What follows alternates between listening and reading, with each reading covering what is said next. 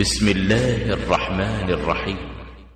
आज नहीं तो कल मदीना, अल मदीना, चल मदीना, अल मदीना, चल मदीना, आज नहीं तो कल मदीना, अल मदीना, चल मदीना, अल मदीना.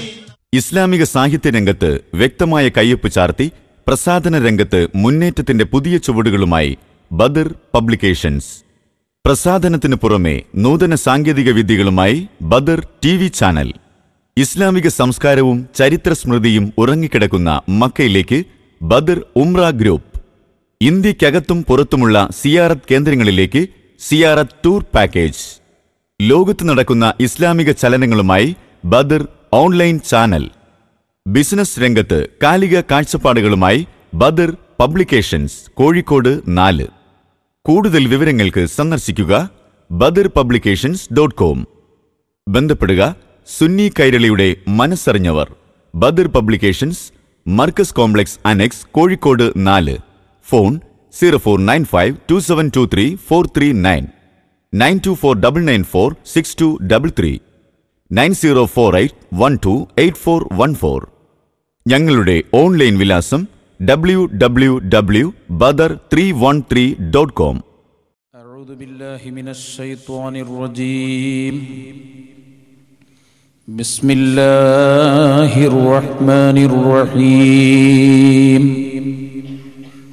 والعصر إن الإنسان لفي خسر إلا الذين آمنوا وعملوا الصالحات وتواصوا بالحق وتواصوا بالصبر.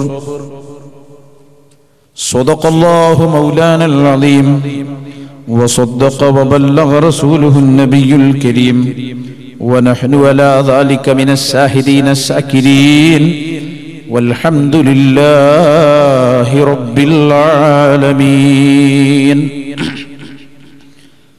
من أحدث في أمرنا هذا ما ليس منه فهو رد. شفيعنا وحبيبنا محمد رسول الله.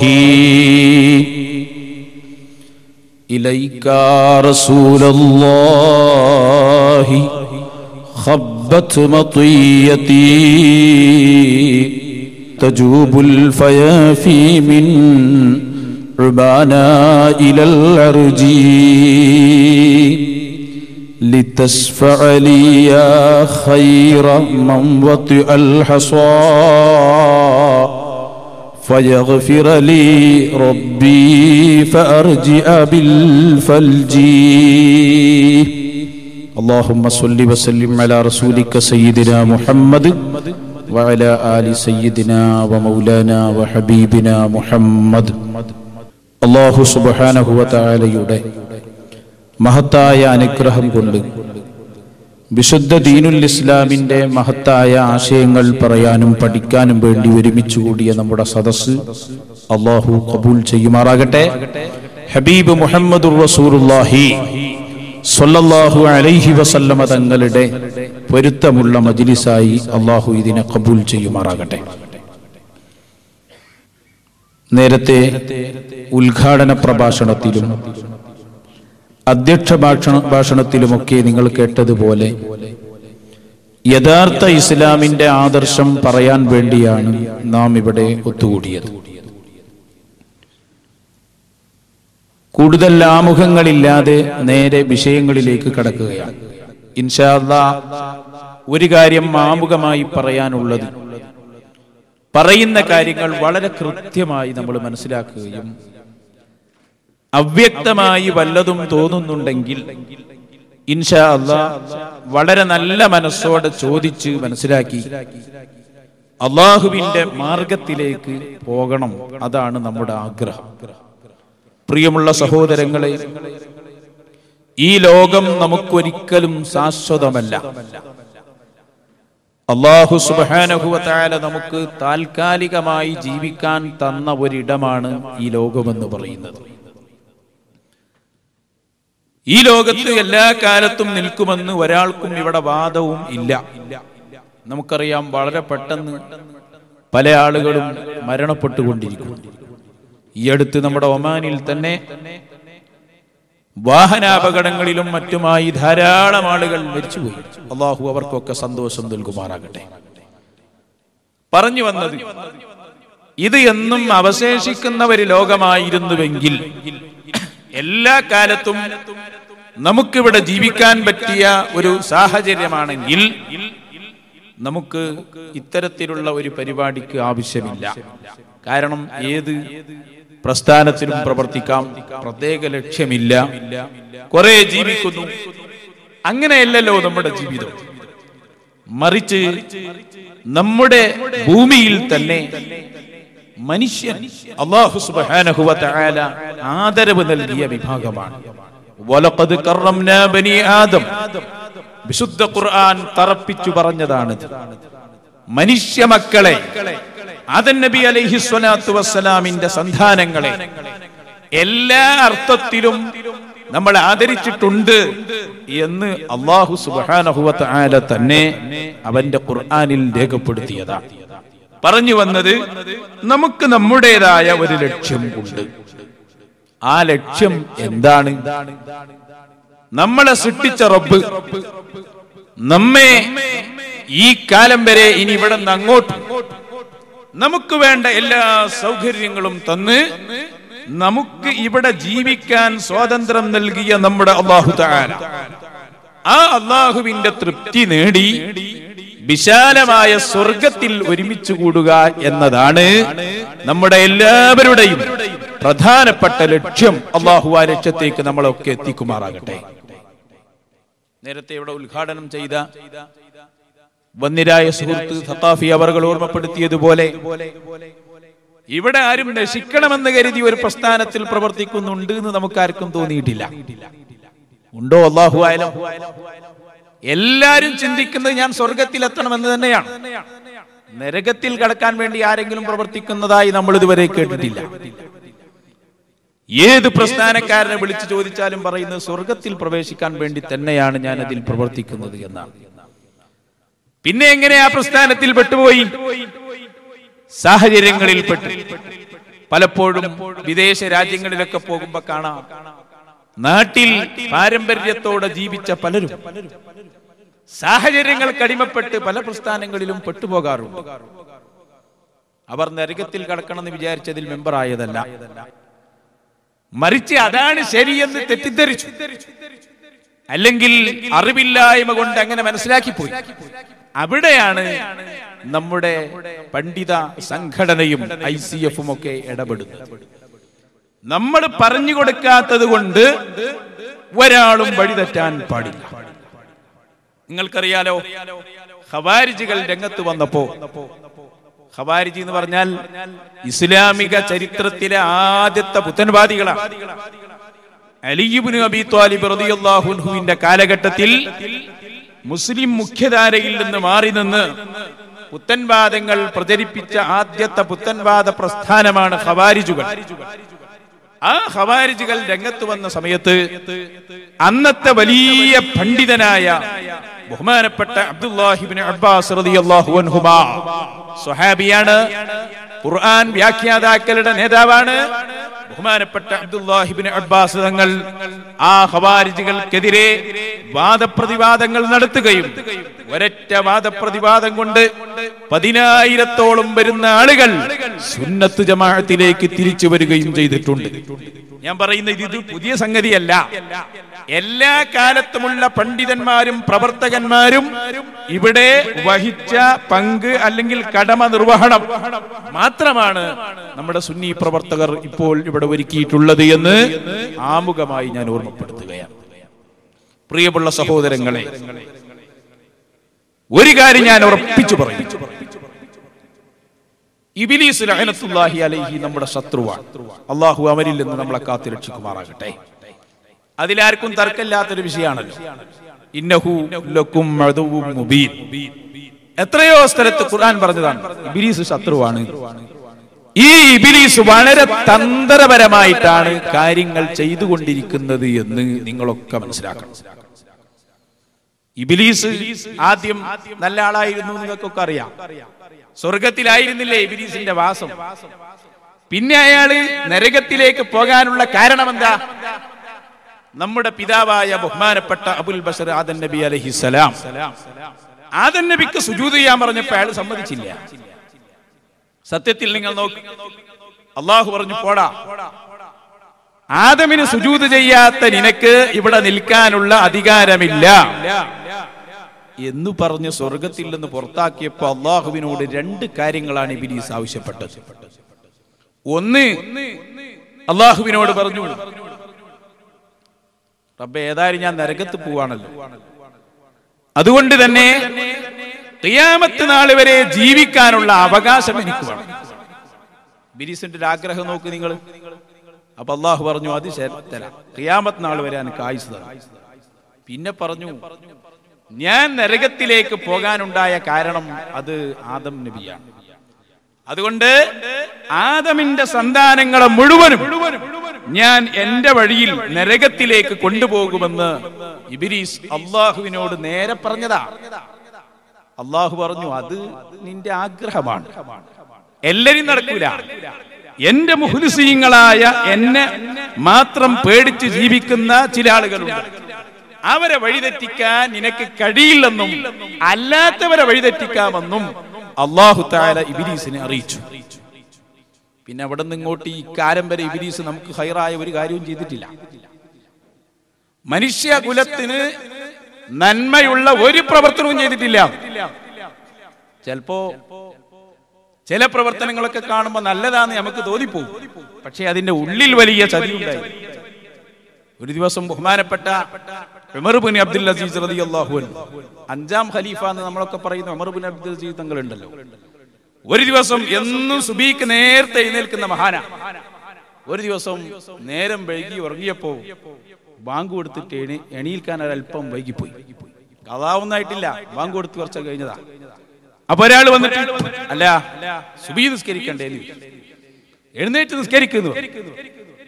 അപ്പൊ പറഞ്ഞു, അൽഹംദുലില്ലാ, നിങ്ങൾ നല്ല മനുഷ്യൻ, പരിചയമില്ലാത്ത ഒരാളാണല്ലോ, ആരാ ഇയാൾ? നിങ്ങൾ ആരാ? എന്നെ സുബീക്ക് വിളിച്ചു നിർത്താൻ വന്ന ആള് ഞാൻ ഇബ്ലീസാണ്. അയാൾ മറുപടിയും പറഞ്ഞു. സാധാരണ നമ്മൾ സുബീക്ക് എഴുന്നേൽക്കാൻ വിചാരിച്ചാൽ തന്നെ അവിടെ കെടുത്തുന്ന ആളല്ലേ ഇബ്ലീസ് ലഅനത്തുല്ലാഹി അലൈഹി. അന്ന് പറഞ്ഞ എന്താ, ഞങ്ങളെ വിളിച്ചു നിർത്താൻ വന്നതാ. അപ്പോ ഇബ്ലീസിനോട് ചോദിച്ചു, ഇന്നിപ്പോ നന്നായി പോയോ? കാരണം സുബീക്കൊക്കെ ആളുകളെ വിളിച്ചു നിർത്താൻ പോയോ? അപ്പൊ സംഗതി എന്താ, അതിന്റെ രഹസ്യം എന്നറിയും. അത് ഇബ്ലീസ് പറഞ്ഞു കൊടുത്തു. ഉമർ ഇബ്നു അബ്ദുൽ അസീസ് റളിയല്ലാഹു അൻഹു വലിയ മഹാന, അല്ലാഹുവിനെ വല്ലാതെ പേടിക്കുന്ന ആൾ. അഥവാ നമ്മളെ പോലെയല്ല, അഥവാ ഒരു വഖ്ത് നിസ്കാരം ഖളായി പോയാൽ പിന്നെ കാലങ്ങളോളം അതിന് പകരമായി തൗബയും നിസ്കാരവും തന്നെ ആവും. അപ്പൊ ഒരു കൊല്ലം 2 കൊല്ലൊക്കെ ഇതിന്റെ നിസ്കാരം നോമ്പല്ലായി പോയാൽ ഒരുപാട് കൂലി വർദ്ധിച്ചു പോകുമല്ലോ. അപ്പൊ ഇബ്ലീസ് മനസ്സിലാക്കി, അത് വേണ്ട, 2 റക്അത്ത് നിസ്കരിച്ച് അവിടെ കിടന്നോട്ടെ. എങ്ങനെയെങ്കിലും മനുഷ്യനെ നശിപ്പിക്കുക എന്നതിലപ്പുറം വേറെ ഒരു പ്രവർത്തനവും നമ്മുടെ ശത്രുവിന്റെ പക്കൽ നിന്ന് ഉണ്ടാവുകയില്ല എന്ന് നമ്മൾ മനസ്സിലാക്കണം. എങ്കിൽ പിശാച് വിശ്വാസികളായ ആളുകളുടെ അമല് ബാത്തിലാക്കാൻ ചെയ്യുന്ന പ്രവർത്തനമാണ് നമ്മൾ അറിയാതെ നമ്മളെ പുത്തൻവാദങ്ങളിലേക്ക് കൊണ്ടുപോകും. അതോടെ എന്തായി, പേര് മുസ്ലിമിന്റെ പേരാകും, ആഖിറത്തിൽ ചെല്ലുമ്പോൾ ഒരൊറ്റ അമലും സ്വീകരിക്കപ്പെട്ടിട്ടുണ്ടാവുകയില്ല. അല്ലാഹു കാത്തുരക്ഷിക്കുമാറാകട്ടെ. ഇത് നമ്മൾ തിരിച്ചറിയണം. ഇത് നല്ല മനസ്സോടെ, ആരോടും വ്യക്തിപരമായ ഒരു വൈരാഗ്യവും നമുക്കില്ല. എല്ലാവരും സ്വർഗത്തിലെത്തണം. സൽപാന്താവിന്റെ വഴി അറിയാത്തത് കൊണ്ട് ആരും വഴിയിൽ നിൽക്കാൻ പാടില്ല എന്ന മഹത്തായ ലക്ഷ്യത്തോടെ പറയട്ടെ, ഈ മസ്കത്തിലും നമ്മുടെ ഒമാനിലും പ്രിയപ്പെട്ട സഹോദരന്മാരെ പ്രത്യേകിച്ചും ഞാൻ പറയുന്നു, പുത്തൻവാദങ്ങളിൽ നിന്ന് രക്ഷപ്പെട്ട് ഈമാൻ സലാമത്താവുക എന്നതാണ് ഇന്നത്തെ ഒരു മുസ്ലിമിന്റെ ഏറ്റവും വലിയ ഡ്യൂട്ടി. ചില ആളുകൾ ചോദിക്കുക, ഈ ചോദ്യങ്ങളൊക്കെ ഇബ്ലീസ് തോന്നിപ്പിച്ചു കൊടുക്കുന്നതാണ്. ഉസ്താദേ, എന്തിനാ ഇതിലൊക്കെ ഇത്ര വാശി? മുജാഹിദായാലും ജമാഅത്തെ ഇസ്ലാമി ആയാലും തബ്ലീഗായാലും ഏത് പ്രസ്ഥാനമായാലും ആള് മുസ്ലിമല്ലേ? പേര് അഹമ്മദ്, സക്കരിയ, നല്ല നല്ല പേരാണല്ലോ. പിന്നെ എന്തിനാ ഈ വിഷയത്തിൽ ഒരു വാശി? എന്താ ഇപ്പൊ മുജാഹിദായാൽ കുഴപ്പം? എന്താ പുത്തൻവാദിയായാൽ നഷ്ടപ്പെടാനുള്ളത്? ദുനിയാവിലൊന്നും നഷ്ടപ്പെടാനൊന്നുമില്ല. ചിലപ്പോ കൂടുതൽ 1 കിലോ അരി കൂടി കൂടെ കിട്ടിയെന്നൊക്കെ വരും. അതെല്ലാം സംഭവിച്ചേക്കാം. പക്ഷേ ഒരു ഹദീസാണ് ഞാൻ നിങ്ങളെ ആദ്യമായി പഠിപ്പിക്കുന്നത്. ഇമാം ഇബ്നു മാജ ഉദ്ധരിച്ച ഹദീസ്, ലോകത്തിന്റെ നേതാവായ അഷ്റഫുൽ വറാ മുഹമ്മദുർ റസൂലുള്ളാഹി സ്വല്ലല്ലാഹു അലൈഹി വസല്ലം തങ്ങൾ പറഞ്ഞു, ഹുദൈഫ റളിയല്ലാഹു അൻഹുവിൽ നിന്ന് റിപ്പോർട്ടുള്ള ഹദീസാ. എന്റെ പ്രിയപ്പെട്ട ചെറുപ്പക്കാരെ, എന്റെ സഹോദരങ്ങളെ, സഹോദരിമാരെ, മരണം വരെ നിങ്ങൾ ഈ ഹദീസ് ഓർമ്മയിൽ വെക്കണം. ഇത് വേറൊരു വിഷയത്തിനും പറയുന്നതല്ല. ഈ കൂടിയ ജനങ്ങൾ മുഴുവനും സാക്ഷിയാണ്. റബ്ബിന്റെ കോടതിയിലെത്തുമ്പോൾ നമ്മുടെ ഉസ്താദുമാര് നമുക്ക് പറഞ്ഞു തന്നത് ഈ സമൂഹത്തിന് എത്തിച്ചു കൊടുത്തിട്ടുണ്ടെന്ന് പറയാൻ വേണ്ടി തന്നെ ഞാൻ ഓർമ്മപ്പെടുത്തട്ടെ. ഹബീബ് പറയുകയാണ്, ലാ യഖ്ബലുല്ലാഹ്, അല്ലാഹു സ്വീകരിക്കുകയില്ല. ഇതെന്റെ വാക്കല്ല, എപി ഉസ്താദിന്റെ വാക്കല്ല, ഇ കെ ഉസ്താദിന്റെ വാക്കുമല്ല. എല്ലാ ഉസ്താദുമാരുടെയും ഉസ്താദായ മുഹമ്മദുർ റസൂലുള്ളാഹി സ്വല്ലല്ലാഹു അലൈഹി വസല്ലം തങ്ങൾ പറയുന്നത്, ലാ യഖ്ബലുല്ലാഹു, അല്ലാഹു സ്വീകരിക്കുകയില്ല, ബിസ്വാഹിബി ബിദ്അത്തിൻ, ഒരു പുത്തൻവാദിയിൽ നിന്ന് സ്വീകരിക്കൂല. സ്വലാത്തൻ, അവന്റെ നിസ്കാരത്തെ അല്ലാഹു സ്വീകരിക്കൂല. നിസ്കരിക്കൂല എന്നല്ല പറഞ്ഞത്, നിസ്കാരത്തെ സ്വീകരിക്കൂല. വലാ സൗമൻ, നോമ്പിനെയും സ്വീകരിക്കൂല. വലാ സ്വദഖ, സ്വദഖയും സ്വീകരിക്കൂല. വലാ ഹജ്ജൻ വലാ ഉംറ, ഹജ്ജും സ്വീകരിക്കൂല, ഉംറയും സ്വീകരിക്കൂല. വലാ ജിഹാദ, അല്ലാഹുവിന്റെ മാർഗത്തിലുള്ള സമരവും സ്വീകരിക്കുകയില്ല. വലാ സർഫം വലാ അദ്ലാ, അവൻ ചെയ്യുന്ന ഒരൊറ്റ കാര്യവും അല്ലാഹു സ്വീകരിക്കുകയില്ലെന്ന് ലോകത്തിന്റെ നേതാവായ മുഹമ്മദുർ റസൂലുള്ളാഹി ഗൗരവത്തോടെ ഉൾക്കൊള്ളണം. രക്ഷപ്പെടാനുള്ള വഴി ഒന്നേ ഉള്ളൂ, വൽ അസ്ർ ഇന്നൽ ഇൻസാന ലഫീ ഖുസ്ർ ഇല്ലല്ലദീന ആമനൂ വഅമിലുസ് സ്വാലിഹാത്ത് വതവാസൗ ബിൽ ഹഖ് വതവാസൗ ബിസ്സബ്ർ. നമ്മുടെ ഇമാമില്ലേ, ഇമാം ശാഫിഈ റളിയല്ലാഹു അൻഹു, അല്ലാഹു അവിടുത്തെ ബർക്കത്ത് കൊണ്ട് നമ്മളെ വിജയിപ്പിക്കുമാകട്ടെ. ശാഫി ഇമാം പറയാറുണ്ട് പലപ്പോഴും, ഈ ഒരു സൂറത്തിന്റെ അർത്ഥം നമ്മൾ മറന്നുപോകലാണ്. ഞാൻ പറഞ്ഞതല്ല, ശാഫി ഇമാം പറഞ്ഞതാ. സൂറത്ത് എല്ലാവർക്കും ഓർമ്മയുണ്ട്, പക്ഷെ അതിന്റെ ആശയം പലപ്പോഴും ആരും ചിന്തിക്കലില്ല. എല്ലാ കാര്യവും പറഞ്ഞ സൂറത്തല്ലേ. വല്ലസുർ, കാലത്തെ തന്നെയാണ് സത്യം. ഇന്നൽ ഇൻസാന ലഫീ ഖുസ്ർ, എല്ലാ മനുഷ്യരും പരാജയത്തിലാണ്. ആരൊഴികെ? ഇല്ലല്ലദീന ആമനൂ വഅമിലുസ് സ്വാലിഹാത്ത്, വിശ്വസിക്കുകയും സൽക്കർമ്മങ്ങൾ ചെയ്യുകയും ചെയ്തവരൊഴികെ. അടിസ്ഥാന പോയിന്റാണ്. സൽക്കർമ്മങ്ങൾ ചെയ്യാന്ന് പറഞ്ഞാൽ അതിന്റെ മുമ്പ് പറഞ്ഞെന്താ? ഇല്ലല്ലദീന അമിലുസ് സ്വാലിഹാത്ത് എന്നല്ല, ഇല്ലല്ലദീന ആമനൂ വഅമിലുസ് സ്വാലിഹാത്ത്. വിശ്വസിക്കണം, സൽക്കർമ്മങ്ങൾ ചെയ്യണം.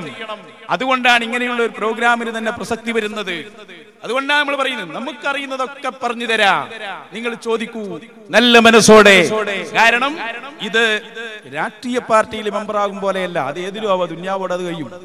പക്ഷേ ഇത് അല്ലാഹു തആല ഖബർ മുതലുള്ള പരിശോധനകളിൽ മുഴുവനും വിശ്വാസത്തെ പരിശോധിക്കും. അല്ലാഹു സുന്നത്ത് ജമാഅത്തിൽ നമ്മളെ അടിയുറപ്പിച്ച് നിർത്തുമാറാകട്ടെ.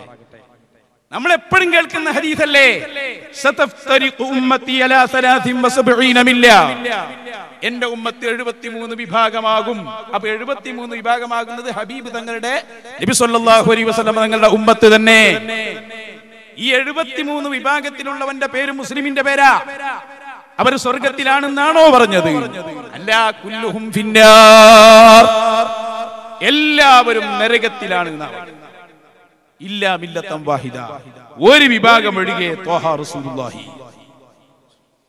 സ്വഹാബികൾ ചോദിച്ചില്ലേ ഏതാ വിഭാഗം? പറഞ്ഞില്ലേ, മാന അലൈഹി വസ്ഹാബി, അതാ സുന്നത്ത് ജമാഅത്ത്. ഞാനും എന്റെ സ്വഹാബത്തും ഏതൊരു മാർഗത്തിലാണോ സഞ്ചരിച്ചത് ആ മാർഗത്തിൽ തന്നെ ജീവിക്കുന്ന ആൾ, അവരാണ് യഥാർത്ഥ വിശ്വാസത്തിന്റെ ഉടമയെന്ന് മഹാനായ മുഹമ്മദുർ റസൂലുള്ളാഹി.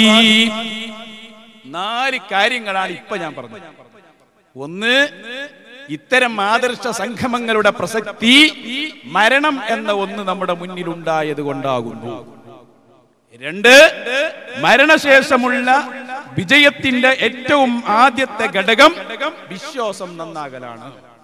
3, വിശ്വാസം നന്നാകാതെ പോയാൽ നിസ്കാരം, നോമ്പ്, ഹജ്ജ്, സക്കാത്ത് തുടങ്ങിയ എല്ലാ കർമ്മങ്ങളും നിഷ്ഫലമാണ്. 4-മതായി നമ്മൾ പറഞ്ഞു, അള്ളാഹുവിന്റെ സ്വർഗത്തിൽ ഒരുമിച്ച് കൂടാൻ മഹാനായ മുഹമ്മദുർ റസൂലുള്ളാഹി സ്വല്ലല്ലാഹു അലൈഹി വസല്ലം തങ്ങളും സ്വഹാബികളും കാണിച്ചു തന്ന മാർഗം, ആ മാർഗമാണ് സുന്നത്ത് ജമാഅത്ത്. അതിൽ ഉറച്ചു നിന്നാൽ മാത്രമേ അള്ളാഹുവിന്റെ സ്വർഗത്തിൽ നമുക്ക് എത്താൻ കഴിയൂ. ഇത് മനസ്സിലാക്കിയാൽ അടുത്ത ചർച്ചയിലേക്ക് നമ്മൾ കടക്കുകയാണ്. പ്രിയപ്പെട്ട സഹോദരന്മാരെ, അപ്പൊ സുന്നത്ത് ജമാഅത്തിനെ രക്ഷയുള്ളൂ നിങ്ങൾ മനസ്സിലാക്കിയല്ലോ. ഇനി ഇതിൽ വല്ലതും ഉണ്ടെങ്കിൽ പിന്നെ ചോദിക്കാം. എങ്കിൽ പിന്നെ അവിടെ ഉള്ള ഒരു പ്രശ്നം എന്താണെന്നറിയാം. എല്ലാരും പറയുന്നത് ഞങ്ങളാണ് സുന്നത്ത് ജമാഅത്ത്. അതാണ് ഇപ്പൊ നിങ്ങൾ അടുത്ത് ചോദിക്കാൻ പോവാ. ഉസ്താദേ, മുജാഹിദിന്റെ പ്രസംഗം കേട്ടാൽ എത്ര ആയത്താ ഓതാറുള്ളത്? ജമാഅത്തെ ഇസ്ലാമി എത്ര ആയത്താണ് ഇവിടെ ഓതുന്നത്? ഖാദിയാനികളുടെ പ്രസംഗത്തിൽ എത്ര ആയത്താ കൊണ്ടുവരുന്നത്? അപ്പൊ അവരും പറയുന്നത് ആയത്താണല്ലോ, അവരും പറയുന്നത് ഹദീസാണല്ലോ. ആയത്തും ഹദീസും പറയുന്നവരാണല്ലോ അവരെല്ലാം.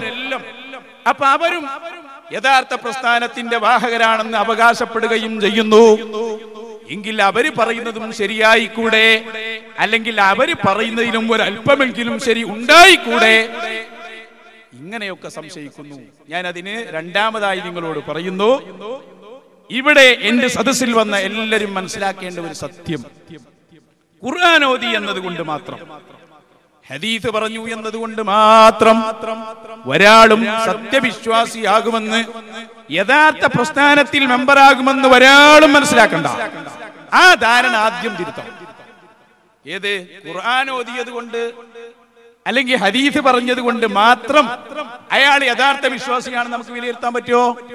പറ്റില്ല. അത് ഞാൻ ഇവിടെ തെളിയിക്കുകയാണ്. കാരണം ഏത് പുത്തൻ പ്രസ്ഥാനക്കാര് വരുമ്പോഴും അവരെല്ലാം പറഞ്ഞത് ആയത്താണ്. ആയത്ത് പറയാത്ത ആരാ അവിടെ ഉള്ളത്? ഖുർആൻ തന്നെ ഖുർആനെ സംബന്ധിച്ച് പറഞ്ഞത് യുദില്ലു ബിഹി കതീറാ വയഹ്ദി ബിഹി കതീറാ. ഈ ഖുർആൻ കൊണ്ട് ഒരുപാട് ആളുകൾ വഴിവെച്ച് പോകുമെന്നാണ്. അല്ലാഹു നമ്മളെ കാത്തുരക്ഷിക്കുമാറാകട്ടെ. നോക്കൂ നിങ്ങൾ, പണ്ടൊരു ചങ്ങാതി വന്നിട്ട് പറഞ്ഞു, നിസ്കാരം നോമ്പൊന്നും നിർബന്ധമല്ല. അയാൾ പറയും നിസ്കാരം വേണ്ട, നോമ്പ് വേണ്ട. ആളുകൾ ചോദിച്ചു, എന്താ നിങ്ങളെ പ്രമാണം? അപ്പൊ പറഞ്ഞു, പ്രമാണമോ? അത് ഖുർആനാ. ഖുർആൻ ഓതിയിട്ട് അയാൾ പറഞ്ഞു, ഖുർആനിൽ പറഞ്ഞത് വഅബ്ദു റബ്ബക ഹത്താ യഅതിയകൽ യഖീൻ. അയാൾ അർത്ഥം വെച്ചു കൊടുത്തു, വഅബ്ദു റബ്ബക, നീ നിന്റെ റബ്ബിനെ ആരാധിക്കണം, ഹത്താ യഅതിയകൽ യഖീൻ, യഖീൻ വരുന്നത് വരെ എന്നാണ് അള്ളാഹു പറഞ്ഞത്. യഖീൻ എന്ന് പറഞ്ഞാൽ എന്താ? ഇയാൾ പറഞ്ഞു, ഡിക്ഷണറിയിൽ നമ്മൾ നോക്കുക, യഖീൻ എന്ന് പറഞ്ഞാൽ ഉറപ്പ് എന്നാണ് അതിന്റെ അർത്ഥം.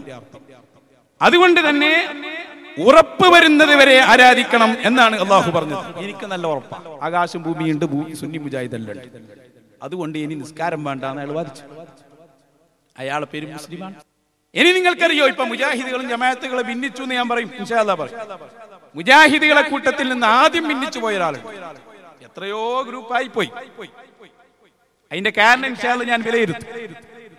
സുന്നി പ്രസ്ഥാനത്തെ നമുക്കറിയാലോ, നമ്മുടെ കേരളത്തിൽ ആരാ ഇസ്ലാം കൊണ്ടുവന്നത്? മഹാനായ മാലിക് ഇബ്നു ദീനാർ തങ്ങളാണ്. അല്ലാഹു തആല അവിടുത്തെ ബർക്കത്ത് കൊണ്ട് നമ്മളെ വിജയിപ്പിക്കട്ടെ. എല്ലാ നാട്ടിലും അതിൻ്റെതായ സ്വഹാബികൾ, അവരാണ് ദീനിന്റെ പ്രബോധകർ. ഒമാനിൽ മഹാനായ മാസിൻ റളിയല്ലാഹു അൻഹു അവിടുന്ന് ചൊല്ലിയ ബൈത്താണ് ഞാൻ നേരത്തെ ഇവിടെ ചൊല്ലിയത്. ഇൻഷാ അല്ലാഹ് ഞാനത് വിശദീകരിക്കും. ഞാൻ പറഞ്ഞല്ലോ, ഈ സ്വഹാബത്ത് ദീൻ പഠിപ്പിച്ച കേരളത്തിൽ 921 ശേഷം പുത്തൻവാദികൾ രംഗത്ത് വന്നു. അങ്ങനെ മുജാഹിദ് പ്രസ്ഥാനമുണ്ടായി, ജമാഅത്തെ ഇസ്ലാമി വന്നു, പലരും കയറി വന്നു. നോക്കൂ നിങ്ങൾ, അങ്ങനെ മുജാഹിദിന്റെ അന്നത്തെ ഒരു പ്രധാനപ്പെട്ട പ്രഭാഷകൻ ഉണ്ടായി. അയാളുടെ പേര് മൗലവി ചേകനൂർ എന്നാണ്. ഇന്ന് അയാൾ ഉണ്ടോ ഇല്ലേ അല്ലാഹു അഅലം. ചേകനൂർ മൗലവി ആദ്യം സുന്നി, പിന്നെ അയാൾ മുജാഹിദായി. മുജാഹിദ് കുറെ മൂത്ത് അവസാനം അയാൾ മതം തന്നെ മാറിപ്പോയി. ഇനി അവിടെ നിങ്ങൾ ഒന്നുകൂടി ചിന്തിക്കും, അയാൾ എന്തേ മുജാഹിദാകാനുള്ള കാരണം? വിശുദ്ധ ഖുർആനിലെ ഒരു ആയത്ത. മുജാഹിദിൽ നിന്ന് പിന്നെ ചേകനൂർ മതത്തിലേക്ക് പോകാനുള്ള കാരണോ അതേ ആയത്ത് തന്നെ. അതെങ്ങനെ? അയാൾ സുന്നിയായി ജീവിച്ചുകൊണ്ടിരിക്കുന്നതിന്റെ ഇടയിൽ ഒരു ദിവസം അയാൾ പറഞ്ഞു, സുന്നികളെ നിങ്ങൾ ചെയ്യുന്ന ഒന്നും ശരിയല്ല. കാരണം വിശുദ്ധ ഖുർആൻ ഞാൻ നോക്കുമ്പോ കാണുന്നത് അതിൽ പറയുന്നു, ലാ തദ്ഉ മഅല്ലാഹി അഹദ, അള്ളാഹുവിന്റെ കൂടെ ആരെയും വിളിക്കരുത് എന്നാ ഖുർആൻ പറഞ്ഞത്. നിങ്ങൾ ബദരീങ്ങളെ വിളിക്കുന്നു, വഹിയുദ്ദീൻ ശൈഖിനെ വിളിക്കുന്നു, അതുകൊണ്ട് ഞങ്ങളെ കൂടെ ഇല്ല, ഞാൻ മുജാഹിദാവുകയാണ്. അയാൾ കുറെ കാലം മുജാഹിദായി ഇങ്ങനെ നടന്നു. പിന്നെ ഒരു ദിവസം മുജാഹിദുകളെല്ലാം വിളിച്ചു, എല്ലാ മുജാഹിദുകളെ അള്ളാഹ് പറഞ്ഞത് എന്താ? ലാ തദ്ഉ മഅല്ലാഹി അഹദ, ഒരാളും വിളിക്കരുത് എന്നല്ലേ. നമ്മളും വിളിക്കുന്നുണ്ടല്ലോ. നമ്മളെവിടെ വിളിക്കുന്നു? നമ്മളും വിളിക്കുന്നു അത്തഹിയാത്തിൽ, അസ്സലാമു അലൈക അയ്യുഹൻ നബിയു, ഓ നബിയേ നിങ്ങൾക്ക് സലാം ഉണ്ടാകട്ടെ. ആരെ വിളിച്ചത്? ജീവിച്ചിരിക്കുന്ന ആളാ? അല്ല, 14 നൂറ്റാണ്ട് ഭരിച്ചുപോയ മുഹമ്മദുർ റസൂലുള്ളാഹി. അതുകൊണ്ട് ചേകനൂരി പറഞ്ഞു, എന്തുകൊണ്ടാണോ കുത്തുബിയത്ത് ശിർക്കാകുന്നത് അതേ ആയത്ത് കൊണ്ട് അത്തഹിയാത്തും ശിർക്കാണ്, അതുകൊണ്ട് അത് ശിർക്കാണെന്ന് പറയണം. അപ്പൊ ഇവർ പറഞ്ഞു അത് ബുദ്ധിമുട്ടാണ്, ഞങ്ങളൊക്കെ എപ്പോഴും ഓതുന്നതല്ലേ. അയാൾ ഒരു ദിവസം മക്കയിൽ ചെന്നപ്പോ ചേകനൂർ മൗലവി പറഞ്ഞു, ഇത് ശരിയാവൂല, ഒരു കല്ലിനെ ചുംബിക്കുന്ന എല്ലാവരും. നമ്മുടെ ഹൈന്ദവർ നാടുകളിൽ അമ്പലത്തിന്റെ മൂലയിലുള്ള കല്ലിനെ ബഹുമാനിക്കുന്ന പോലെ കേവലം ഒരു കല്ലിനെ ചുംബിക്കുന്നു ഹജറുൽ അസ്വദ്. അയാൾ പറയുന്നത് ഇത് ശിർക്കിന്റെ കല്ലാണെന്ന് തുറന്നു പറയണം. മുജാഹിദുകൾക്ക് ബേജാറായി, പഠിച്ചോ അതെങ്ങനെ പറയാ? ഹജ്ജ് എന്ന ബുക്ക് എഴുതിയിട്ടുണ്ട് ചങ്ങാതി, അതിന്റെ ഒരു ഹെഡിങ് തന്നെ ഹജറുൽ അസ്വദ് എന്ന ശിർക്കൻ കല്ല് എന്നാണ്. ഇപ്പൊ അയാൾ അനുയായികൾ പറയുന്നത് എന്താണെന്നറിയോ? ചേലാകർമ്മം ചെയ്യല് ഖുർആൻ വിരുദ്ധമാണ്, സുന്നത്തേക്കല്. എന്താണത്രേ? അള്ളാഹ് പറഞ്ഞിട്ടുണ്ട്, ലാ തബ്ദീല ലിഖൽഖില്ല, അള്ളാന്റെ സൃഷ്ടിപ്പിൽ പിന്നെ വ്യത്യാസം വരുത്താൻ പാടില്ല. ഇനി ശിർക്കായാൻ പോവാതെ എന്ത് സംഭവിച്ചു ഇവിടെ? അതാണ് ഞാൻ നിങ്ങളെ ചിന്ത കൊണ്ടുപോകുന്നത്. ജസ്റ്റ് സ്ക്രീനിലേക്ക് നോക്ക്. ഞാൻ ചേകനൂർ മൗലവി ഒന്ന് പരിചയപ്പെടുത്തി. ഇത് ഉപയോഗിക്കുന്നത് നമുക്ക്, ഞാൻ വായിക്കാൻ തന്നെ ഇഷ്ടം പോലെ ഉണ്ട്, അത് കാണുമ്പോൾ നിങ്ങൾക്ക് ഒന്നുകൂടി മനസ്സിന് സ്ഥാനം പിടിക്കാൻ വേണ്ടിയിട്ടാണ്. ചേകനൂർ മൗലവി മുജാഹിദായ കാലത്ത് അയാളെ തൊട്ടടുത്ത് അറിഞ്ഞ ആളാണ് സക്കരിയ സ്വലാഹി. ഇന്നിപ്പോ ഏത് ഭാഗത്താണെന്നുള്ളതൊക്കെ ഇൻഷാ അല്ലാഹ് ചർച്ചയിൽ നമ്മൾക്ക് കൊണ്ടുവരാം. സക്കരിയ സ്വലാഹി ഇയാൾ ചേകനൂരിനെ കുറിച്ച് പറയുന്നത് നിങ്ങൾ അടിവരയിട്ട് മനസ്സിലാക്കിക്കോളൂ. ചേകനൂരിന്റെ കൂടെ നടന്നു. ആരാ ചേകനൂർ എന്ന് മനസ്സിലാക്കിയതാ? ഇയാളും അതേ റൂട്ടിലാണെന്ന് പിന്നെ നമുക്ക് പറയാം. ആദ്യം ചേകനൂരിനെ അറിയാന്നല്ലത് കൂടെ നടന്നവർക്കാണല്ലോ കൂടുതൽ അറിയാം. അതുകൊണ്ട് ചേകനൂർ മൗലവി സക്കരിയ സ്വലാഹി ഒന്ന് പരിചയപ്പെടുത്തി തരും ഇൻഷാ അല്ലാഹ്. അതിന്റെ ശേഷം നമുക്ക് അയാളുടെ വാദങ്ങളിലേക്ക് തിരിച്ചു പോകാവുന്നതാണ്. ഇപ്പൊ ചേകനൂര് നിസ്കാരമില്ലാന്ന് എങ്ങനെ പറഞ്ഞത്? 5 വഖത്ത് നിസ്കാരമുണ്ട്, പക്ഷെ തൊഴിലാളികൾ അത് 3 നേരമായിട്ട് നിസ്കരിച്ചാൽ മതി.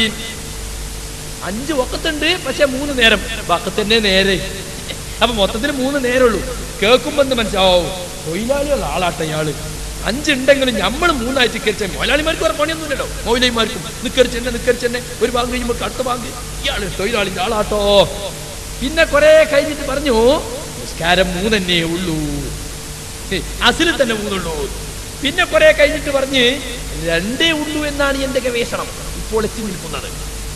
ഇപ്പൊ അയാൾ അനുയായികൾ പറയുന്നത് എന്താണെന്ന് ഞങ്ങള് നിസ്കാരം എന്ന് പറഞ്ഞാൽ അങ്ങനെ കവാത്തൊന്നുമില്ല, ലക്ഷക്കണക്കിന് ചെലവാക്കിയിട്ട് പള്ളിന്റെ ആവശ്യമല്ല. അഖമി സ്വലാത്തൽ ദിക്രി, എന്നെ ഓർക്കാൻ വേണ്ടി നിസ്കാരം നിലനിർത്തുക. ഒരു ഓർമ്മ എങ്ങനെ ഉണ്ടായാ മതി. ബാങ്ക് കൊടുക്കാൻ വണ്ടി ഓടിക്കുന്നോ, വണ്ടി ഇങ്ങനെ വളവിൽ തിരിച്ചുമ്പോ അള്ളാന്ന് വിളിച്ച ഓന്റെ നിസ്കാരം കഴിഞ്ഞു. ഹോട്ടലിൽ ചായ വാർന്നെടുക്കണ ചായ മക്കാനിക്കാരം റബ്ബേ എന്ന് വിളിച്ചാ ഓന്റെ നിസ്കാരം കഴിഞ്ഞു. സാധനം തൂക്കി കൊടുക്കണം, പീടിയാൽ ഇങ്ങനെ അത് 2 ഉള്ളിയൊക്കെ ഇങ്ങനെ ഇട്ട് ഇങ്ങനെ സിലാസ് നോക്കുമ്പോ അള്ളാ തന്ന ഓന്റെ നിസ്കാരം കഴിഞ്ഞു. കന്നൂട്ടുന്നോ കരി ഇങ്ങനെ പിടിക്കുമ്പോ അല്ലേ, കലപ്പ പിടിക്കുമ്പോ റബ്ബേ എന്ന ഓന്റെ നിസ്കാരം കഴിഞ്ഞു. ഒരു ഖവാത്ത് വേണ്ട, ലക്ഷക്കണക്കിന് രൂപ പള്ളിയും വേണ്ട, അള്ളാനെ ഓർത്താ മതി. അപ്പൊ ചേകനൂർ തുടക്കത്തിൽ എന്താ പറഞ്ഞത്? ഹേയ്, ചേകനൂർ നിസ്കാരത്തിനെതിരല്ല.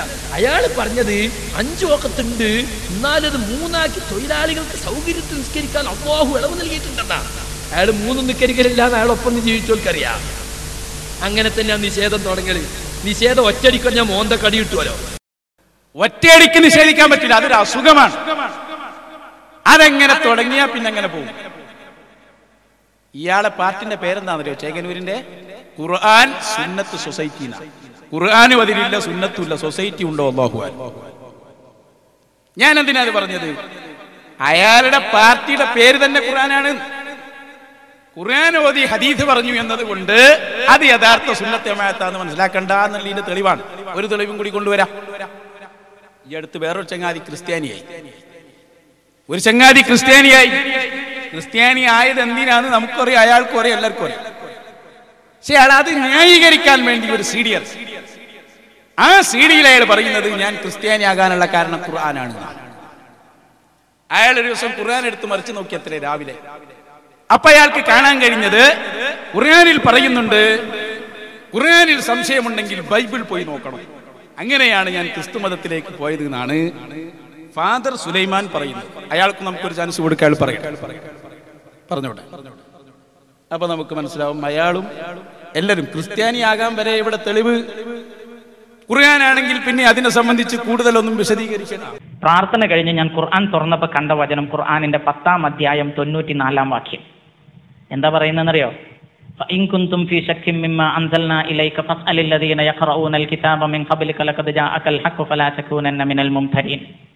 ഞാൻ നിനക്ക് തന്നിരിക്കുന്ന ഈ ഖുർആനിനകത്ത് എന്തെങ്കിലും സംശയങ്ങളുണ്ടെങ്കിൽ നീ പോയി ബൈബിൾ വായിക്കുക, അപ്പോൾ നിന്റെ സംശയം തീരും എന്ന. ഖുർആനിൽ സംശയമുണ്ടെങ്കിൽ ബൈബിൾ പോയി നോക്കുക, എങ്കിൽ നിന്റെ സംശയം തീരും. ലോകത്തൊരു മനുഷ്യനും അതിനർത്ഥം പറഞ്ഞിട്ടില്ല. ഒരുപാടുണ്ട്. നിങ്ങളെ മുമ്പ് നമ്മളെ മൊബൈൽ ക്ലിപ്പുകളിലൊക്കെ അതുണ്ടായിരുന്നു. അതിന് മുഴുവൻ ലാപ്ടോപ്പിലുണ്ട് സാധനം. പിന്നെ അയാളെ കാണുന്നതിന് വല്ല ബർക്കത്തൊന്നുമില്ലല്ലോ, അത്ര മതി. അപ്പൊ ക്രിസ്ത്യാനിയാകുന്ന ചങ്ങാതിക്ക് തെളിവെന്താ? ഖുർആൻ. സംഗതി എന്താന്ന് നിങ്ങള് അതിന്റെ രഹസ്യം ഞാനങ്ങ് പറഞ്ഞു. ഖുർആൻ ഇങ്ങ് എടുക്കുക, നമ്മൾ 1-ാം ക്ലാസ്സിൽ നിന്ന് പഠിച്ച അർത്ഥങ്ങളൊക്കെ ഖുർആന് ചുമത്തുക, എന്നിട്ട് നമ്മളൊക്കെ ഗവേഷകരായി ചമഞ്ഞ് നമ്മളൊക്കെ ഒരു ആലിമിന്റെ കുപ്പായമിട്ട് നമ്മള് ആലിമീങ്ങൾ പണ്ടെടുത്ത പണി ഇപ്പൊ എടുക്കാൻ തുടങ്ങിയാൽ സംഗതി അപകടത്തിലാവും. ഒരു ഉദാഹരണം ഞാൻ പറഞ്ഞുതരാം. 1-ാം ക്ലാസ്സിൽ നിന്ന് നമ്മൾ പഠിച്ചു വജ്ഹുൻ, എന്താ അർത്ഥം? മുഖം അല്ലേ? റഉസുൻ, തല. ഇത് പഠിച്ച് പിന്നോൻ പോയി. പിന്നോന് ദർശി പോകാൻ സമയം കിട്ടിയിട്ടില്ല. കുറെ കാലം കഴിഞ്ഞപ്പോ ഖുർആനിൽ ഒരു സ്ഥലത്ത് കണ്ടു വജ്ഹു റബ്ബിക്. വജ്ഹുന് 1-ാം ക്ലാസ്സിൽ നിന്ന് പഠിച്ച അർത്ഥം മുഖം എന്നാണ്. അയാൾക്ക് അതേ ഓർമ്മയുള്ളൂ. അയാൾ കൊടുത്തു അർത്ഥം റബ്ബിന്റെ മുഖം. യദുല്ല, റബ്ബിന്റെ കൈ. സുബ്ഹാന ജല്ല ജലാലുഹു. ഇങ്ങനെ അങ്ങ് തുടങ്ങി.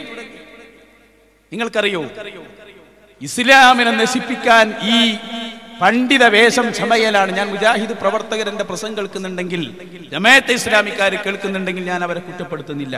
അള്ളാഹു രക്ഷപ്പെടുത്തി തരുമാറാകട്ടെ. ഞാൻ പറയുന്നത് നേതാക്കൾ നമ്മളെ വഞ്ചിക്കുന്നതിന്റെ വഞ്ചനയുടെ ആഴമറിയാനാണ്. ഖുർആനും ഹദീസും എടുത്ത് തോന്നിയതുപോലെ വ്യാഖ്യാനിച്ചാൽ എത്തിപ്പെടുന്ന പെടാപാട്. അക്ബർ മൗലവി പറഞ്ഞ ഒരാളെ കേട്ടിട്ടില്ലേ? MM അക്ബർ മൗലവി പലപ്പോഴും മുജാഹിദിന്റെ വലിയ പണ്ഡിതനായി ചമഞ്ഞെടുക്കുന്ന ആളാണ്. ഞാൻ അയാളെ വ്യക്തിപരമായി ഒന്നും പറയുന്നില്ല, നമുക്കത് എന്റെ പണിയല്ലല്ലോ. നമുക്ക് ആദർശം പറയാണ്. MM അക്ബർ മൗലവി സുന്നത്ത് ജമാഅത്തിലേക്ക് ഇന്ന് വന്നാൽ നമുക്ക് ഏറ്റവും സ്നേഹമുള്ള ആൾ അയാളായിരിക്കും. വ്യക്തിപരമായി ഒരു വൈരാഗ്യവും നമുക്കില്ല. 35 കൊല്ലം മുജാഹിദായ അബൂബക്കർ മൗലവി ഇന്ന് നമ്മളെ കൂടെ വന്നപ്പോ നമ്മൾ അയാളെ സ്നേഹിച്ചിട്ടുണ്ട്. അൽ ഹുബ്ബു ഫില്ലാഹ് വൽ ബുഗ്ദു ഫില്ലാഹ്. സ്നേഹം അല്ലാഹുവിന്റെ മാർഗത്തിൽ, ദേഷ്യവും അല്ലാഹുവിന്റെ മാർഗത്തിൽ. അതാണ് ശരി. നോക്കൂ നിങ്ങൾ, MM അക്ബർ മൗലവി ഖുർആൻ പണ്ഡിതനാണെന്ന് പറഞ്ഞ് പലപ്പോഴും മുജാഹിദുകളെ നേതാവായി വരുന്ന ആളല്ലേ. അയാൾ ഖുർആനിൽ ഗവേഷണം നടത്തിയിട്ട് പറഞ്ഞു അല്ലാഹുക്ക് കൈയുണ്ട്, കാലുണ്ട്, അല്ലാഹുവിന് കണ്ണുണ്ട്, പലതും പറഞ്ഞു. പക്ഷേ നേരത്തെ അയാളെ ഗവേഷണത്തിൽ അയാൾ പറഞ്ഞിരുന്ന അല്ലാഹുക്ക് ഇതൊന്നും ഇല്ല. ഗവേഷണങ്ങൾ മാറുമല്ലോ, കണ്ടിട്ടില്ലേ? ശാസ്ത്രത്തിന്റെ നിഗമനങ്ങൾ മാറി വരുന്നത്. കാരണം ശാസ്ത്രം എന്ന് പറഞ്ഞാൽ തന്നെ അതാണ്. ലക്ഷണങ്ങളും അതുപോലെ അതിന്റെ തെളിവുകളും പരിശോധിച്ചുകൊണ്ട് പറയുന്ന കാര്യങ്ങൾ, അതാണല്ലോ ശാസ്ത്രം. ഇതുപോലെ ഖുർആനിൽ നമ്മുടെ പരിമിതമായ അറിവുകൾ വെച്ച് ഗവേഷണം നടത്തുമ്പോ ഇമാമിയങ്ങൾ എടുത്ത പണി നമ്മൾ എടുക്കുമ്പോ പറ്റുന്ന അബദ്ധമാണ് 2ഉം 3ഉം വാദങ്ങൾ ഉണ്ടാകുന്നത്. അള്ളാഹ്ക്ക് കൈകാലുകൾ ഇല്ലാതെ പണ്ട് കാലത്ത് പറഞ്ഞ വഹാബികൾ, ജമാഅത്തെ ഇസ്ലാമിക്കാർ, ഇവരൊക്കെ ഇപ്പൊ പറഞ്ഞു ഉണ്ട്, കൈയുണ്ട്, കാലുണ്ട്, ആകാശത്താണെന്നൊക്കെ പറഞ്ഞുപോയി. യഥാർത്ഥത്തിൽ ഇത് ഇസ്ലാമിനെ നശിപ്പിക്കാൻ ഇസ്ലാമിന്റെ വിരോധികളായ ആളുകൾക്ക് ചാൻസ് ഉണ്ടാക്കി കൊടുത്തതാ. ഞാൻ വെറുതെ പറയുകയാണോ? ഞാനിപ്പോ ഒരു ഫാദർ പ്രസംഗം നിങ്ങൾക്ക് കേൾപ്പിക്കാം.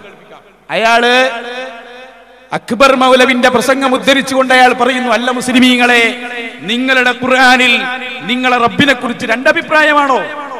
ഞങ്ങളെ ബൈബിളിൽ ദൈവത്തെ കുറിച്ച് ഒരു അഭിപ്രായമേ ഉള്ളൂ. എന്തു പറയാനുണ്ട് നിങ്ങൾക്ക്? ഖുർആനിനെയാണ് ചോദ്യം ചെയ്യുന്നത്. തലതിരിഞ്ഞ ഖുർആൻ ഗവേഷണം കൊണ്ടുവരുന്ന ഗതികേടുകളാണ് ഞാൻ സൂചിപ്പിച്ചുകൊണ്ടിരിക്കുന്നത്. ക്രിസ്ത്യാനിയാകുന്നു, അതുപോലെ ക്രിസ്ത്യാനികൾ നമ്മളെ വിമർശിക്കുന്നു. ഇതൊക്കെ സംഭവിച്ചുകൊണ്ടിരിക്കുന്ന കാരണങ്ങളിലേക്ക് വിരൽ ചൂണ്ടുന്നതിന്റെ മുമ്പ്, എന്നാൽ ഖുർആന്റെ ഉപദേശം എന്താണ്? ഖുർആന്റെ ഉപദേശത്തിലേക്ക് വരുമ്പോൾ അവിടെ ആകെ ഒരു സംശയമാണ്. ജനാബ് അക്ബർ മൗലവി ഒരു കാലത്ത് പഠിപ്പിച്ചുകൊണ്ടിരുന്നു, അള്ളയ്ക്ക് ജഡമുണ്ടെന്ന് പറയുന്നവൻ അവൻ അവിശ്വാസിയാണ്, അവൻ കാഫറാണ്, അത് ജാതികീയ ചിന്തയാണ് എന്ന് ജനാബ് അക്ബർ മൗലവി ഈ കേരളത്തിൽ ഒരു കാലത്ത് പഠിപ്പിച്ചിരുന്നുവെങ്കിൽ, അതേ ജനാബ് അക്ബർ മൗലവി തന്നെ ഇന്ന് പറയുന്നത് അള്ളയ്ക്ക് കൈയുണ്ട്, കാലുണ്ട്, ശരീരമുണ്ട്, ശിരസ്സുണ്ട്, സിംഹാസനമുണ്ട്. എന്താണ് കാരണം? അന്ന് ജനാബ് അക്ബർ മൗലവി പറഞ്ഞത് ഖുർആന്റെ അടിസ്ഥാനത്തിലാണ്. ഇന്ന് ജനാബ് അക്ബർ മൗലവി പറയുന്നതും ഖുർആന്റെ അടിസ്ഥാനത്തിൽ തന്നെയാണ്. സൂറ കാലികൾ 6:102 മുതൽ 103 വരെയുള്ള വാക്യങ്ങളിലും സൂറ കൂടിയാലോചന 42 51 വാക്യത്തിലും. സൂറ കാലികൾ എന്ന് പറയുമ്പോൾ മനസ്സിലായിണ്ടാവില്ല, അതൊക്കെ ഈ വഹാബികൾ ഉണ്ടാക്കിയ പൊല്ലാപ്പ. പരിഭാഷ എഴുതിയിട്ടേ സൂറത്തുൽ ബഖറ ഇൻ ബ്രാക്കറ്റ് പശു. ഇതെന്ത് പശു? സൂറത്തുൽ അൻആം സൂറ കാലികൾ. ഇയാൾ ഈ സാധു അതിർത്ത് വായിച്ചത് അയാളെ കുറ്റം പറഞ്ഞിട്ട് കാര്യമൊന്നുമില്ല. അയാൾ ബാക്കി പറയട്ടെ. അള്ളാഹു അദൃശ്യനാണ് എന്നുള്ളൊരു ധ്വനി നമുക്ക് കിട്ടുന്നുണ്ട്. അതിന്റെ അടിസ്ഥാനത്തിലാണ് ജനാബ് അക്ബർ മൗലവി പണ്ടൊരിക്കൽ പറഞ്ഞത് അള്ളയ്ക്ക് ദൃശ്യമായ ഒരു രൂപമില്ല. എന്നാൽ സൂറ 10:3 വാക്യത്തിൽ അള്ളാഹു സിംഹാസനത്തിൽ ഇരിക്കുന്നു. സൂറ 55:26 മുതൽ 27 വരെയുള്ള വാക്യത്തിൽ അള്ളാഹുവിനൊരു മുഖമുണ്ട്. സൂറ 48:10 അള്ളയ്ക്ക് കൈയുണ്ട്. സൂറ 20:36 മുതൽ 39 വരെയുള്ള വാക്യങ്ങളിൽ അള്ളാഹുവിന് കണ്ണുകളുണ്ട്. ഒരു കാലത്ത് ജനാബ് അക്ബർ മൗലവി ഇതൊക്കെ ആലങ്കാരികമാണ് എന്ന് പറഞ്ഞിരുന്നുവെങ്കിൽ, ഇന്ന് അതേ ജനാബ് അക്ബർ മൗലവി പറയുന്നത് ആലങ്കാരികമായി നമുക്ക് വ്യാഖ്യാനിക്കുവാൻ കഴിയില്ല, ഇത് അക്ഷരാർത്ഥത്തിൽ തന്നെ വിശ്വസിക്കണമെന്നാണ്. ജനാബ് അക്ബർ മൗലവിക്ക് അള്ളാഹുവിന് ദൃശ്യമായ ഒരു രൂപമുണ്ടോ ഇല്ലയോ എന്ന് ചോദിച്ചാൽ 2 കാലഘട്ടത്തിൽ അദ്ദേഹത്തിന് 2 ഉത്തരമാണ്, ബൈബിളിന് ഒരു ഉത്തരമേ ഉള്ളൂ. എന്നാൽ പ്രിയ സ്നേഹിതരെ, ജനാബ് അക്ബർ മൗലവിയുടെ ഇന്നത്തെ വ്യാഖ്യാന ശാസ്ത്രം എടുക്കുകയാണെങ്കിൽ, ജനാബ് അക്ബർ മൗലവി പറയുന്നത് ഇതെല്ലാം നാം അക്ഷരാർത്ഥത്തിൽ തന്നെ ഖുർആനിൽ നിന്ന് വായിക്കണമെന്നാണ്.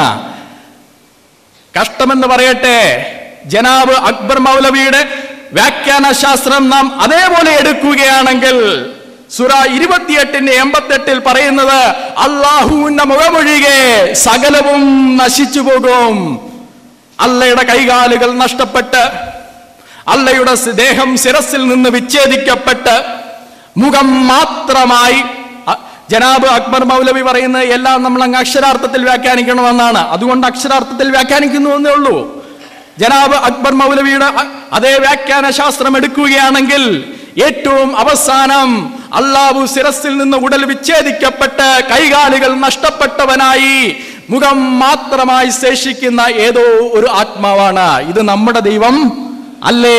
അല്ല. പിന്നെ കേൾപ്പിക്കും. ഞാൻ ചോദിക്കട്ടെ, ഇത് പറയാൻ ഇയാൾക്ക് അവസരം കൊടുത്തതാരാ?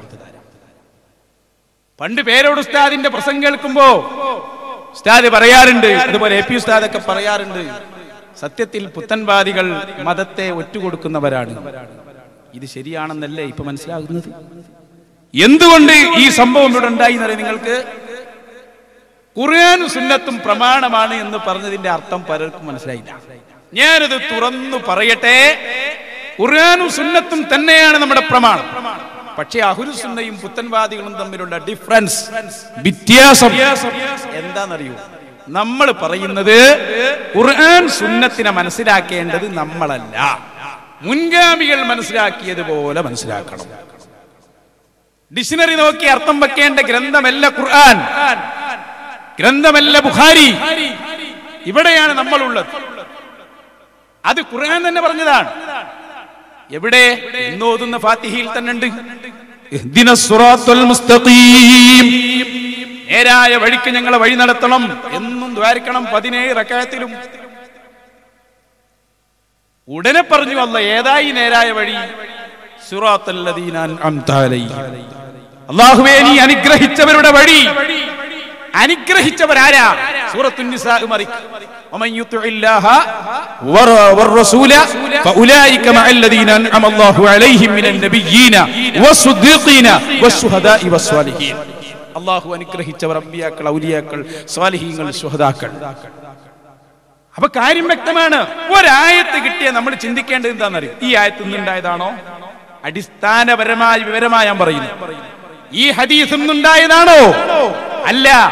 14 നൂറ്റാണ്ട് ഖുർആനിൽ ഈ ആയത്തുണ്ട്, ഹദീസ് ബുഖാരിയിലുണ്ട്, പണ്ഡിതന്മാർ ഇത് കണ്ടിട്ടുണ്ട്.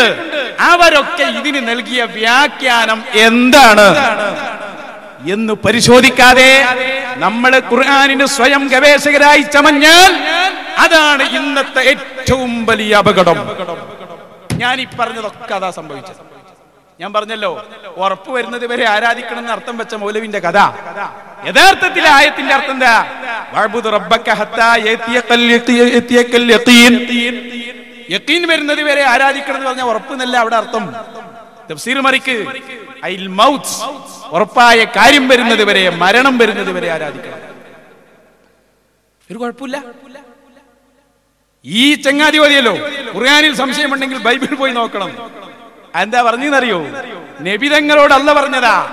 അന്ന് കുറെ അഹ്ലി കിതാബുകൾ ഉണ്ടായിരുന്നു, തൗറാത്ത് മാറ്റപ്പെടാതെ യഥാർത്ഥ തൗറാത്ത് വായിച്ച കുറച്ച് ആളുകൾ. അവരോട് ചോദിച്ചു നോക്കൂ, അവര് പറഞ്ഞു തരും ഖുർആൻ സത്യം തന്നെയാണ്. അതാ പറഞ്ഞത്. ഇതൊക്കെ മുൻഗാമികൾ പറഞ്ഞിട്ടുണ്ട്. അതുപോലെ തന്നെ അള്ളാഹുവിനെ കുറിച്ചുള്ള വിശ്വാസമെന്ത് എന്ന് കൃത്യമായി മുൻഗാമികൾ രേഖപ്പെടുത്തിയിട്ടുണ്ട്. അല്ലാഹു മൗജൂദുൻ ഖദീമുൻ ബാഖി മുഖാലിഫുൽ ലിൽ ഖൽഖി ബിൽ തുലാഖി. അല്ലാഹു ഉള്ളവനാണ്, എന്നെന്നും ഉള്ളവനാണ്, എന്നെന്നും അവശേഷിക്കുന്നവനാ.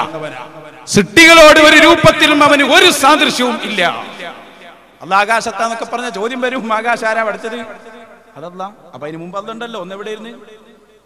ഭൂമിയിലോ? ഭൂമി പഠിച്ചതാരാ? സ്വർഗം പഠിച്ചതാരാ? എല്ലാ സ്ഥലവും പഠിച്ചത് അല്ലയാണ്. അതിനു മുമ്പ് റബ്ബുണ്ട്. അന്ന് റബ്ബ് എവിടെ? അന്ന് ഉസ്താദെ ആവശ്യമില്ല, അന്നും ആവശ്യമില്ല. നമുക്ക് കാണാൻ കണ്ണട വേണം, കണ്ണിന്റെ സഹായം വേണം, റബ്ബിനത് വേണ്ട.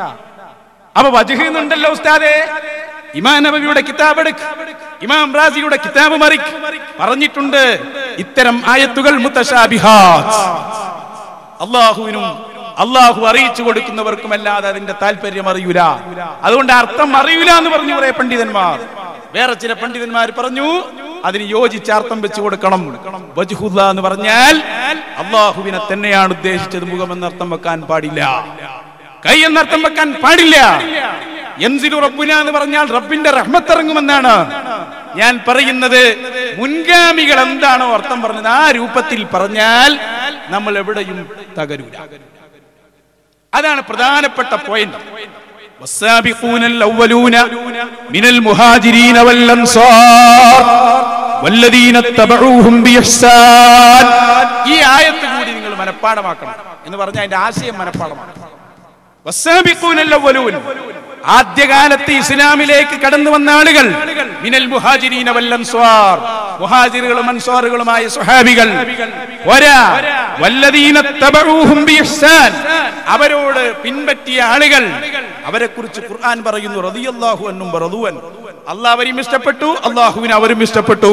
വഅദ്ദ ലഹും ജന്നാത്തിൻ തജ്രി തഹ്തഹൽ അൻഹാർ, വിശാലമായ പുഴ ഒലിച്ചുകൊണ്ടിരിക്കുന്ന അതിമനോഹരമായ കൊട്ടാരങ്ങൾ അവരെ കാത്തിരിക്കുന്നു.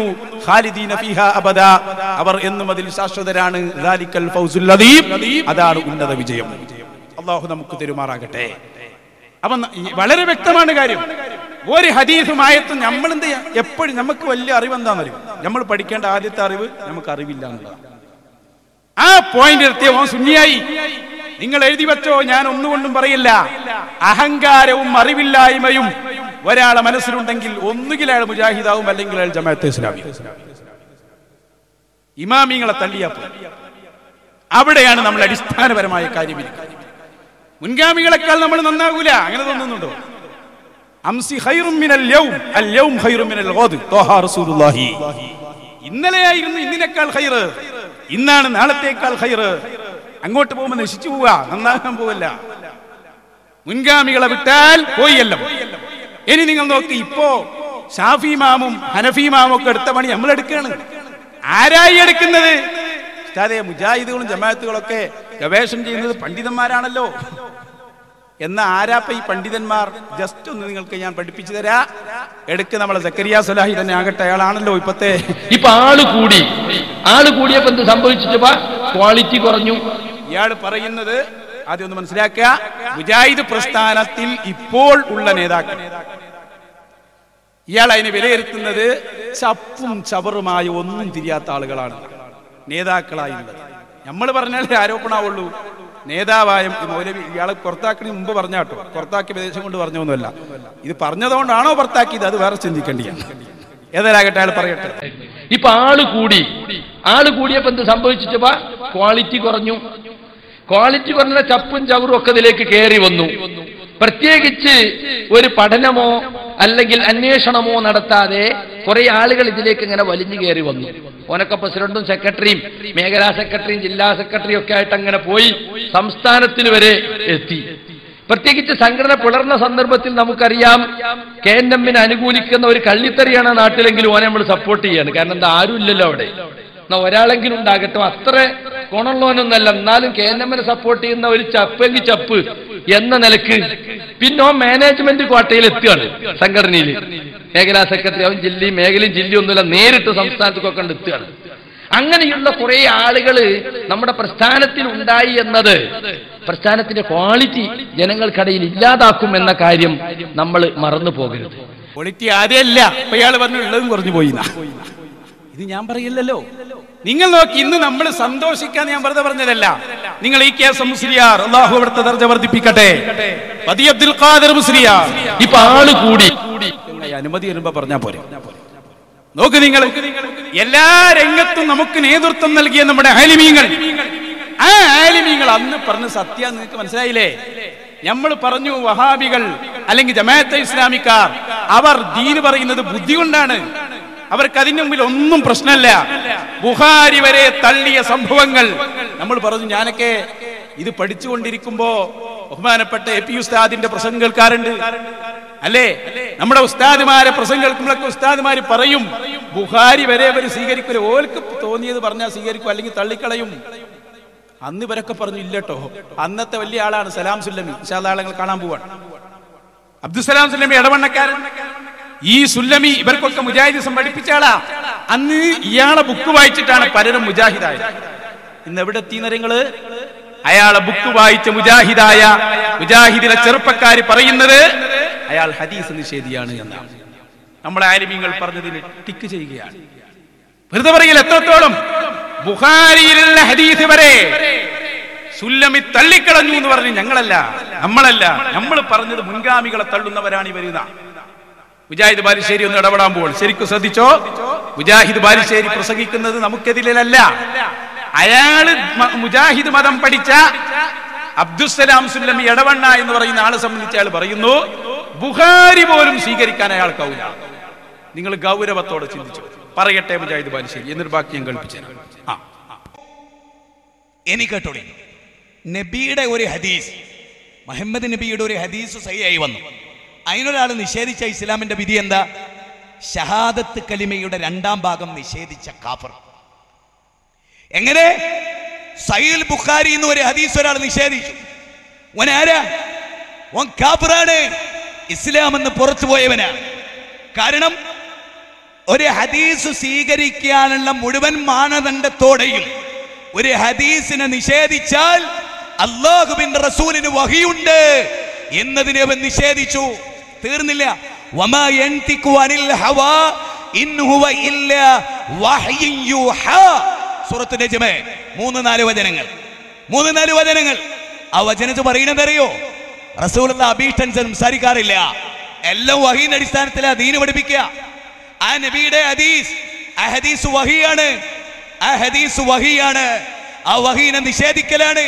ഒരാളൊരു ഹദീസ് നിഷേധിച്ചാൽ എന്തൊക്കെ ഉണ്ടാവുക? റസൂലിനെ നിഷേധിച്ചു, ജിബ്രീലിനെ നിഷേധിച്ചു, അള്ളാഹിനെ നിഷേധിച്ചു.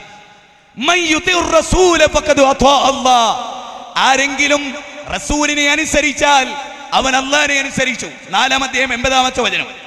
ആരെങ്കിലും റസൂലിനെ ധിക്കരിച്ചാൽ അവൻ അള്ളാഹിനെ ധിക്കരിച്ചു. അമാനമരിയുടെ തഫ്സീറിൽ ഇത് വിശദീകരിക്കുന്നിടത്ത് ആരെങ്കിലും ഒരു സഹിയായ ഹദീസ് നിഷേധിച്ചാൽ ഫലത്തിൽ അവൻ അള്ളാഹിനെ നിഷേധിച്ചവനാ. വിശ്വാസികളെ, മുഅ്മിനുകളെ, യുവാക്കളെ, ആവേശം മൂത്ത് ഹദീസ് നിഷേധിക്കണ്ട, ഹദീസ് നിഷേധിക്കണ്ട. തീർന്നില്ല. ഇനി ഞാൻ പറയുന്നത് ഇത്തിരി സോഫ്റ്റ് ആക്കി നിങ്ങൾക്ക് എളുപ്പത്തിൽ മനസ്സിലാൻ പറയാണ്. ശ്രദ്ധിക്കണം. ഒരു കാലഘട്ടത്തിൽ, ശാന്തമായി പറഞ്ഞോട്ടെ, ഒരു കാലഘട്ടത്തിൽ ഇന്നും സമസ്തക്കാരില്ലേ, APK സുന്നികള്, അവരോട് ബുഖാരിയിലുണ്ട്, എടാ ബുഖാരിയിലുണ്ട്, മൊയ്ലിയാരെ ബുഖാരിയിലുണ്ട്, മുസ്ലിമിലുണ്ട് എന്ന് പറഞ്ഞാൽ മൊയ്ലിയാർ പറയണം എന്താ അറിയോ? ബുഖാരിയിലുണ്ടോ, മുസ്ലിമിലുണ്ടോ? എന്നാ പിന്നെ നിങ്ങൾ ദുർവ്യാഖ്യാനിച്ചായിരിക്കും. ഇല്ലെന്ന് നിങ്ങൾ പറയില്ല, ഉണ്ടെങ്കിൽ സ്വീകരിക്കണ്ട. പക്ഷെ നിങ്ങൾ വ്യാഖ്യാനിച്ച പോലെ ആയിരിക്കൂല. നേരെ മറിച്ചൊരു മടപൂരിയോട്, കരിമ്പിലാക്കലിനോട് ബുഖാരിയിലുണ്ട് എന്ന് പറഞ്ഞാൽ ഓൻ പറയെന്താ? ബുഖാരിയിലല്ലേ. ധ്വനിയുണ്ടോ? ബുഖാരിയിലല്ലേ. മനസ്സിലായോ? മുസ്ലിമിൽ ഹദീസ് ഉണ്ട്, മുസ്ലിമിലല്ലേ. അല്ലേ? ടോണ് മാറിയുണ്ടോ? സുന്നി സമൂഹം ഈ ഹദീസ് ഗ്രന്ഥം സ്വീകരിക്കുന്നതിനേക്കാൾ മോശം. ഇതാണ് ചേകന്നൂർ മൗലവിക്ക് വിഷയം. ഇനി നിങ്ങൾ എന്നെ ആലോചിച്ച ഒരു രസത്തിൽ ഞാൻ അവതരിപ്പിച്ചുതരാം. കരിമ്പിലാക്കൽ മൂപ്പരെ വീട്ടിലേക്ക് കയറിച്ചില്ല, സലാം സുല്ലമി മൂപ്പരെ വീട്ടിലേക്ക് കയറിച്ചില്ല. അവന്റെ മൂപ്പര ഒരു കുട്ടി ബുഖാരി എടുത്തിട്ട് ഇങ്ങനെ വായിക്കണേ. ഉടനെ തന്നെ സുല്ലം, മോളെ വായിക്കല്ലേ, ബുഖാരി വായിക്കല്ലേ, അനക്ക് തിരിയൂല. അതിൽ സ്വീകാര്യായതും അല്ലാത്തതുണ്ട്, സ്വീകാര്യായതും അല്ലാത്തതുണ്ട്. മോളെ അതുകൊണ്ട് സ്വീകരിക്കണ്ടോ? ഇബ്ലീസ് ബുഖാരി താഴെ വെപ്പിച്ച്, സുല്ലമീനെ കൊണ്ട് ഇബ്ലീസ് ബുഖാരി താഴെ വെപ്പിച്ച്, ചേകന്നൂരിനെ കൊണ്ട് വെപ്പിച്ച്, CN മുഹമ്മദ് മൗലവിനെ കൊണ്ട് വെപ്പിച്ച്, ബുഖാരി വരെ തള്ളി. നിങ്ങൾ ചിന്തിക്കണം, ബുഖാരിയുടെ ഹദീസ് സ്വീകരിക്കണമെങ്കിൽ സലാം സുല്ലമി പറയുന്നത് എന്റെ ബുദ്ധിക്ക് കൂടി അത് യോജിക്കണമെന്നാണ്. നഊദു ബില്ലാഹ്, അല്ലാഹ് കാത്തിരക്ഷിക്കട്ടെ. ഇത് നമ്മുടെ ആലിമീങ്ങൾ പണ്ട് പറഞ്ഞതല്ലേ? അതുകൊണ്ട് എന്റെ ശബ്ദം കേൾക്കുന്ന എല്ലാ മുസ്ലിമീങ്ങളോടും പറയട്ടെ, മുൻഗാമികളെക്കാൾ നന്നാകാൻ ആരും നോക്കണ്ട. ഇത് നല്ല സന്തോഷത്തോടെയുള്ള ഉപദേശമാണ്, ഒരാളോടുമുള്ള എതിർപ്പിന്റെ സ്വരമല്ല. പരലോകമല്ലേ നമുക്ക് വേണ്ടത്. ഇമാം ബുഖാരി തങ്ങൾ അവിടുത്തെ സ്വഹീഹുമായി പരലോകത്ത് വരുമ്പോൾ, എന്റെ ചെറുപ്പക്കാരെ, നമ്മൾ ഡിക്ഷണറിയും നോക്കിയിട്ട് ഹദീസ് നിഷേധത്തിന്റെ പിന്നാലെ പോയാൽ ആര് നമ്മളെ രക്ഷപ്പെടുത്തും? അവിടെയാണ് ഞാൻ ചോദിക്കുന്നത്. മുൻഗാമികൾ എവിടെയേണ്ടതില്ല. അപ്പൊ ഇവരല്ലാതെ നിങ്ങൾക്ക് തോന്നുന്നുണ്ടോ? ഈ സക്കരിയ സലാഹിം ബാലുശ്ശേരിയൊക്കെ എല്ലാവരും ഹദീസ് നിഷേധികളാ. ഉദാഹരണം ഞാൻ പറഞ്ഞത് 1-2 മുൻഗാമികളെ തള്ളിയോ പോയി. അതാണ് ഇവിടെ അടിസ്ഥാനം. നോക്ക്, നിങ്ങൾ എല്ലാവർക്കും അറിയുന്ന വിഷയം പറയാം. കൂടുതൽ ഉദാഹരണം തൗഹീദിലേക്ക് നമുക്ക് വരേണ്ടതുണ്ട്. ചോദ്യോത്തരമൊക്കെ തുടങ്ങണല്ലോ. ഇൻഷാ അല്ലാഹ് എല്ലാം റെഡി ആയിരുന്നു. ഞാൻ പറയുന്നു, എല്ലാരും സമ്മതിച്ച കാര്യം വരെ ഇപ്പൊ ഹദീസ് നിഷേധത്തിന്റെ പേരിൽ തള്ളിക്കളഞ്ഞു. ഞാൻ ചോദിക്കട്ടെ മുഅ്മിനീങ്ങളെ, നമ്മുടെ വീട്ടിൽ നമ്മുടെ ഒരു ഭാര്യ അല്ലെങ്കിൽ നമ്മുടെ ഒരു സഹോദരി പ്രസവിക്കുന്നു. ആ കുട്ടിക്ക് നമ്മൾ ആദ്യം കേൾപ്പിക്കുന്നത് എന്താ? ബാങ്കല്ലേ? അങ്ങനെയല്ലേ നമ്മുടെ നേതാവ് പഠിപ്പിച്ചത്? ത്വഹാ മുഹമ്മദുർ റസൂലുള്ളാഹി സ്വല്ലല്ലാഹു അലൈഹി വസല്ലം തങ്ങൾ അവിടുത്തെ പുന്നാരമകൾ ബീവി ഫാത്തിമത്തു സഹ്റാ, ഫാത്തിമ ബീവി പ്രസവിച്ചു എന്നറിഞ്ഞപ്പോ ഓടി വന്നു ലോകത്തിന്റെ നേതാവായ മുഹമ്മദുർ റസൂലുള്ളാഹി സ്വല്ലല്ലാഹു അലൈഹി വസല്ലം തങ്ങളാകുന്ന നേതാവ് ഹസൻ ഹുസൈൻ റളിയല്ലാഹു അൻഹുമയെ അതാ തന്റെ കയ്യിലേക്ക് ഇങ്ങെടുത്തു.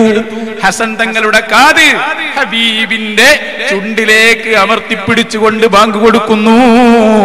അല്ലാഹു അക്ബർ, അല്ലാഹു അക്ബർ. ബാങ്ക് കൊടുത്തിട്ട് അവിടെ നിന്ന് പറയുന്നു, ഒരു കുട്ടി ആദ്യമായി ബാങ്കിന്റെ ശബ്ദം കേട്ടാൽ ആ കുട്ടിയെ ഇബ്ലീസ് തൊടുകയില്ലെന്ന് മുഹമ്മദുർ റസൂലുള്ളാഹി. നമ്മളൊക്കെ എപ്പോഴും ശ്രദ്ധിക്കുന്നു. കഴിഞ്ഞ വർഷം മുജാഹിദുകളുടെ പുസ്തകം നിങ്ങൾ എടുക്ക്, അതിലും പറയുന്നു കുട്ടിയെ പ്രസവിക്കപ്പെട്ടാൽ ബാങ്ക് കൊടുക്കൽ സുന്നത്താണ്. എന്നാ ഇന്ന് എവിടെ എത്തി നിങ്ങൾക്കറിയോ? മാറുന്ന മതമാണ് അവരെ മതമെന്ന് ഞാൻ വെറുതെ പറഞ്ഞതല്ല. കൊണ്ടുവരൂ സക്കരിയ സ്വലാഹിയെ, അയാളെ തന്നെ കൊണ്ടുവരും, ഞാൻ പറഞ്ഞു തരാ. എവിടെ എത്തി? ഇന്ന് ഇയാള് പറയുന്നു ബാങ്ക് കൊടുക്കുക എന്ന് പറഞ്ഞൊരു സുന്നത്തില്ലത്രേ.